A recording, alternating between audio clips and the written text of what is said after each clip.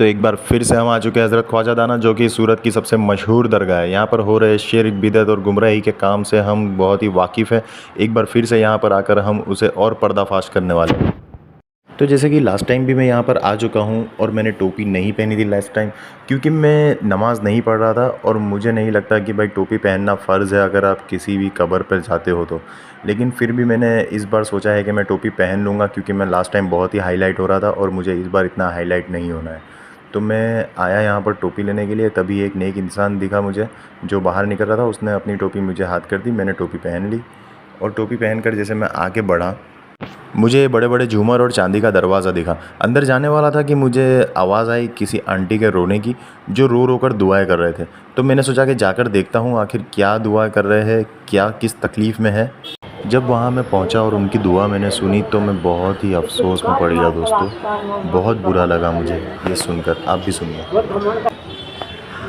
माँ मेरा बाप है, तुम्हें सब तुम्हारे हर बात जानते, तुम हमारी हकीकत जानते, पल पल का वक्त जानते तुम मेरे अल्लाह। हर बला को कौन से बचाना, मेरे मासूमों को और मुश्किल से बचाना। तो दादी कह रहे थे कि मेरा कोई नहीं है, मेरे माँ नहीं है, मेरे बाप नहीं है, तुम सब याद और रखिए, तुम तो मेरे हमारे पल पल की वली खबर रखते हो अल्लाह। वली अल्लाह, तुम हमारे बहुत दिलों के हाल परेशान जानते हो। था, बहुत पीछे परेशान एक और अम्मा आए थे जो उनकी बातों को सुनकर शायद इमोशनल हो गए थे, या उनकी भी कोई तकलीफ़ थी जो वो रो रो कर दुआएँ कर रहे थे। और यहाँ पर उनसे डायरेक्ट दुआएँ मांगी जा रही है। उनसे बोला जा रहा है कि आप तो हमारे दिलों का हाल जानते हो, पल पल की खबर है आपको, हमारे माँ नहीं, बाप नहीं, मतलब कि वो बताया जा रहा है कि हमारा कोई सहारा नहीं है, आप ही हमारा सहारा हो, ये बताया जा रहा है।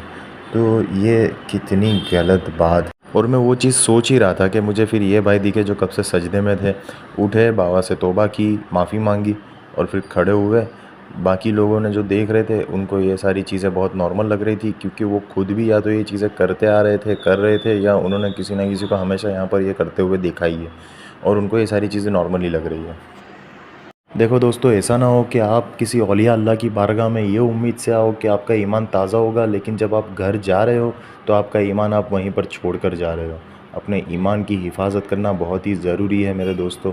अपने ईमान की हिफाजत करो। आपकी तमाम तकलीफ़ों को सुनने वाला अल्लाह है और उसके सिवा कोई नहीं। आपके दिलों के हालों को जानने वाला अल्लाह है और उसके सिवा कोई नहीं।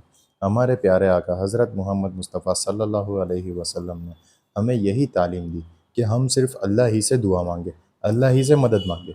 हमें जिस किसी भी चीज़ की तलब हो तो हम वो चीज़ अल्लाह से मांगे।